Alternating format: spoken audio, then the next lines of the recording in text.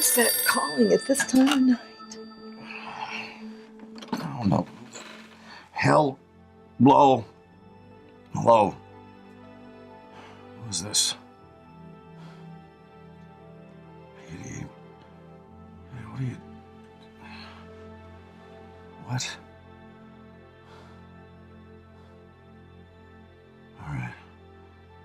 All right, just give me 20 minutes to get dressed. Yeah, sure. Yeah, bye.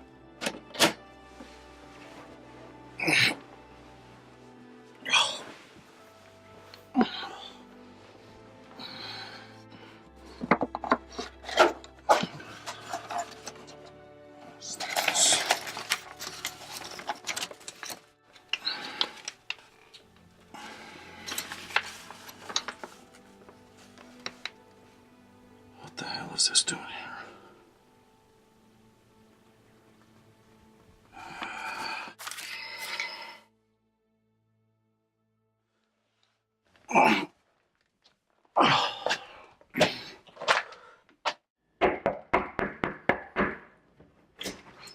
Hey, Agent Fraser.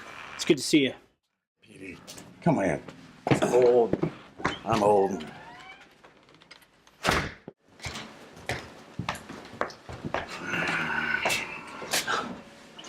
Look, you didn't have to go to any special effort for me, Agent Fraser. I didn't. I made this to wake me up. Stop calling me Agent Fraser. I haven't been with the Bureau in years, and I'm now standing with you in my kitchen in my pajamas. I think you can start calling me Gordon now. Okay, Gordon. Look, how's the family doing? Forget about that, Pete. You call me up in the middle of the night. You tell me that you know something new about the ghost. So what is it that you think you know? Just know that I don't know anything. You call me, you tell me you know something, and then you tell me you don't know something. All right. Let me tell you what I know. After 40 years of chasing this son of a bitch. The ghost is everywhere. Then he's nowhere. Shows up in the middle of the night and kills a guy and then just completely disappears. We don't see him again for another 3 years in a completely different state. And it repeats itself. The only pattern we can find is the gun and the execution-style killing. And yet the victims seem completely random. And I was obsessed with it, Pete. Girl had to practically put a gun to my head, drop it. And in essence, dropping them. It's taken me years to come to grips with the fact that he cannot be caught. So tell me why the hell you are here. 3 days ago, a guy was arrested in Chicago after having tried to pawn a gun that was positively identified as having been used in over a dozen of the ghost killings. David Wayne Brooks, age 62. He served time in the Illinois State Pen for petty larceny, breaking and entering, nothing violent. Then he was arrested again for parole violations. Did another couple of years. This was all from 1970 to 1978. And you think this petty larceny guy is the ghost? Well, somebody else thinks he's innocent. She came forward and confessed. Knows everything about the killings in minute detail. She? Yeah, a girl. She knows stuff that was never released to the press. But, I don't know, her story is just too damn weird.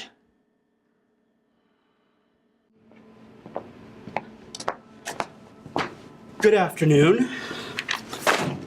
I'm Special Agent Peter Willis with the Federal Bureau of Investigation. Now, the only name we have on you is Kane, is that correct? That's right. That's all you need to know. I don't think so. See, how it works is I decide what I need to know, and you tell me. Why waste time on my name, Agent, when there are far more important things to discuss? Don't you want to know about the people I've killed? So many people. Don't you want to know why? We have plenty of time for that. Incorrect, Agent. You see, time is valuable. Time is fleeting. And time is short. For you, anyway. I, on the other hand, have all the time in the world. It's funny you should say that. Exactly how old are you, Kane? 22. About what you look, which is really kind of strange, don't you think, for someone who claims to be responsible for a series of murders that began in 1939? Again, incorrect, Agent. First of all, they were not murders, they were executions. And second, 1939 is merely the first case on your records. They began much earlier than that. Or much later. Have you read the Bible, Agent Willis? When I was a lot younger. Can't say that I've picked it up in a while. You should. It's an interesting book, even if they got a lot of it wrong. Deuteronomy 19 verse 21 states, "And thine eye shall not pity, but life shall go for life, eye for eye, tooth for tooth, hand for hand, foot for foot." I've taken a lot of eyes, Agent. But so did they. So did who? They did. All of them. Please try to pay attention. There's another quote I like even better. "My object all sublime, I shall achieve in time. To let the punishment fit the crime, the punishment fit the crime." And that's really what it comes down to for both of us, Agent. Crime and punishment. But whereas I punish the guilty, you've arrested a man who has committed a number of crimes, but he's already paid the penalty. And none of those crimes certainly include murder. Do you know David Brooks? I've never met the man. How is it that in your confession to the arresting officer, you were able to give precise details about crime scenes that were never released to the public and cases that took place almost 40 years before you were even born? I know the details because I was there. I killed them. An eye for an eye, like I said.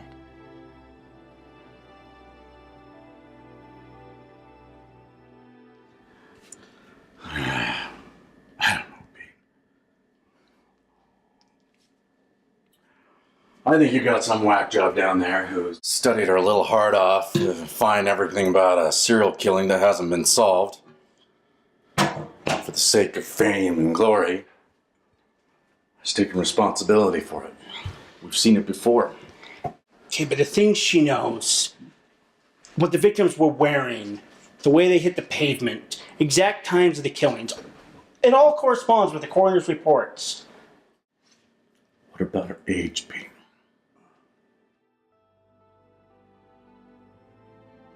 I was born with a gift. A special ability. I discovered it when I was very young.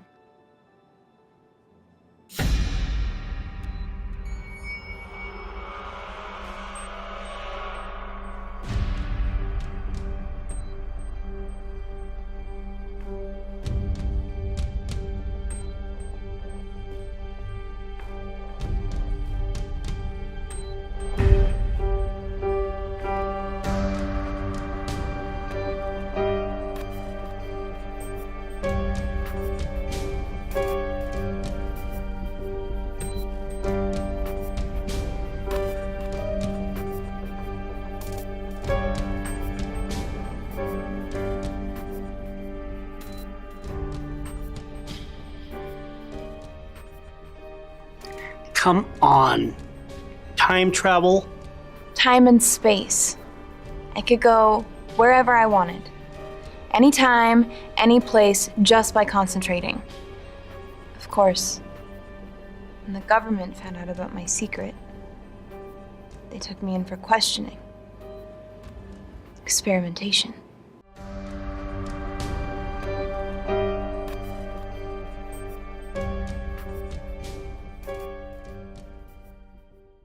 You're from the future?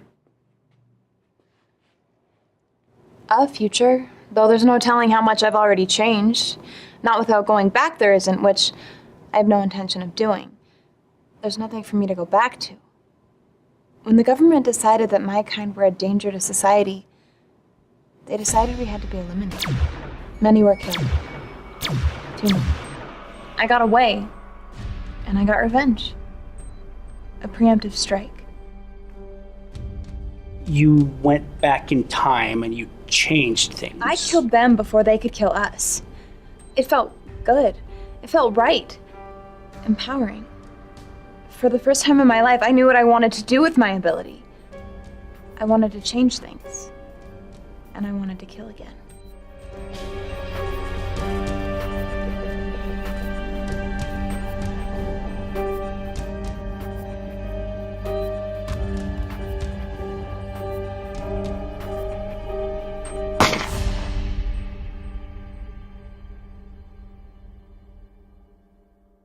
What the hell are you trying to tell me? That these victims were somehow... Not victims.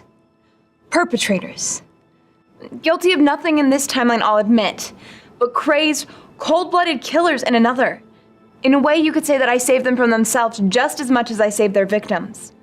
Before they could commit their crime, I washed away their sin. And became a sinner yourself in the process? And he shall smite the earth with the rod of his mouth.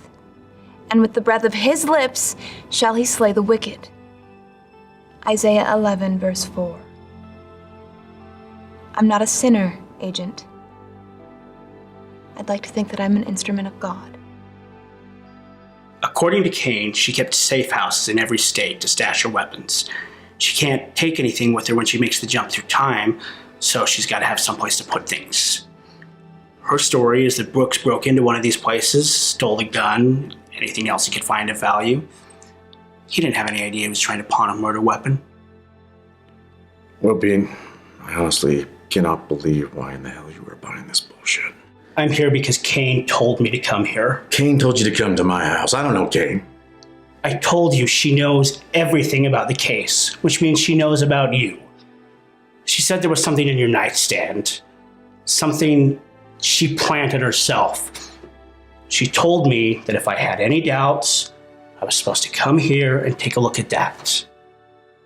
No. What? The goddamn newspaper. What in the hell is going on here?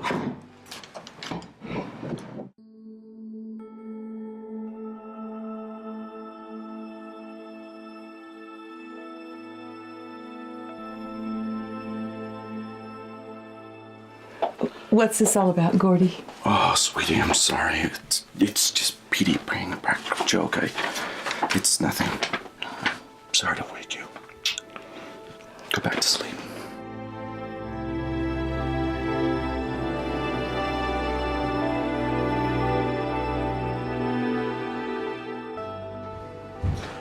All right. What the hell is this supposed to show to us? Holy shit. This is 1962. Yeah? And?